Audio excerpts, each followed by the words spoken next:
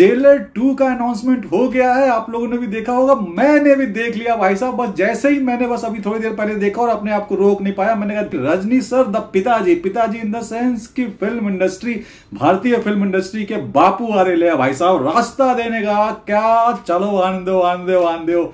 तो भाई साहब जेलर 2 का अनाउंसमेंट देखने के बाद मेरे आंखों से जो है आप देख रहे होंगे काला चश्मा हट गया है और ये एकदम साफ साफ दिखाई देने लगा है मुझे कि भाई साहब कुछ तो होने वाला है। भाई लोग, मुझे पता है कि मेरी तरह आप लोग भी उनके बहुत बड़े फैन होंगे, पंखे होंगे, हिमालय होंगे, एसी कूलर सब होंगे, क्योंकि भाई साहब वो आदमी का जलवा ही कुछ और है।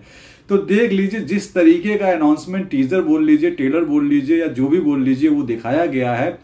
उसमें सबसे अच्छी बड़ी बात तो ये थी, मजेदार बात बल्कि कि कहेंगे ये थी कि म्यूजिक डायरेक्टर अनिरुद्ध और डायरेक्टर साहब नेल्सन दोनों एक चादर में, ब्लैंकेट में छुपे हुए हैं और आपस में बातचीत कर रहे हैं।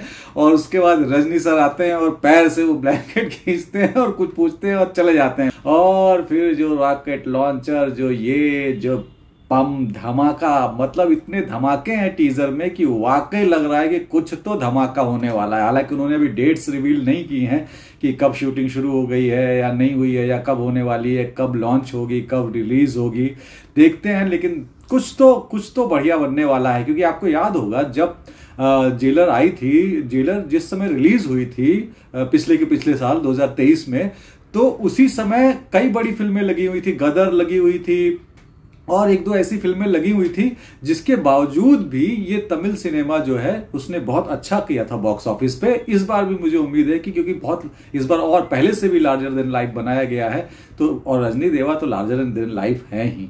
रजनी सर के ऊपर बहुत सारे जोक्स हो सकते हैं, पर Rajni sir is not a joke भाई साहब। The way he walks, the way he talks, the way he laughs, भाई साहब he rocks in every sense.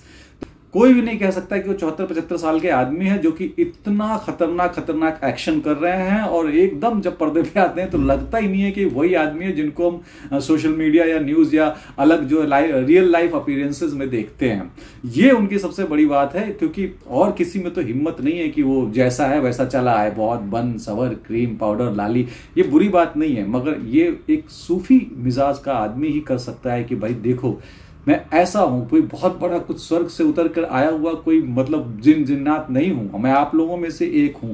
उनका मिलना, एक वो जब किसी से मिलते हैं इतने प्यार से मिलते हैं कि मतलब उन आदमी के कसीदे कहे जा सकते हैं कि वो आप देखिए वो कैसे, मतलब अभी मैंने बात की थोड़ी देर पहले हंसी की उनकी, आहा जब वो हंसते हैं, वो जिस तरीके से चलते हैं, जिस तरह से हंसते हैं, लोग उनका कैरिकेचर कर सकते हैं, लेकिन जब वो चलते हैं, वो हंसते हैं, वो अलग है, उसको कोई मैच नहीं कर सकता है। इंडियन फिल्म इंडस्ट्री के सच में बापू कह लीजिए, पितामह कह लीजिए, भीष्म कह लीजिए, रजनी सर को तो यही उपाधि मिलेगी भाई साहब। सैल्यूट है सर, इंतजार है आपका, आइए हम सब पल के बिछाए बैठे रहेंगे। थैंक यू दोस्तों, देखते रहिए, सपोर्ट करते रहिए।